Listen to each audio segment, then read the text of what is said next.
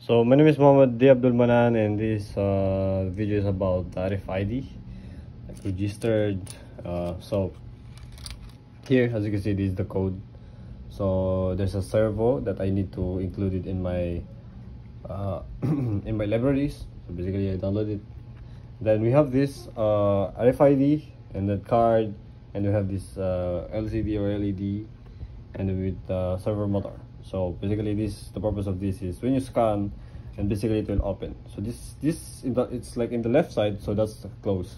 Now if I try to at first what I did, I have to like register. So I try to register, so I'm gonna do it. So as you can see, this is already registered, so I'm just gonna refresh the code, and then there you go, it's refresh. Now I try to tap to register. Now if I tap the register, so that's the card 856, and then if I try to scan, access allowed, and now the server motor, it's open. So basically after that it will close. So yeah, so that's the RFID. Now if I try this another one, as you can see, if I tried one more, it says one more, access denied. So I cannot open this because this is not already registered. So yeah, basically that's the output, and there's the code right here, the card UID, and this the card UID. I'm not sure if you can guys see it. So yeah, this is the top of the card, which is, as you can see in here, the top of the card to register. And then the loop, we have this for loop.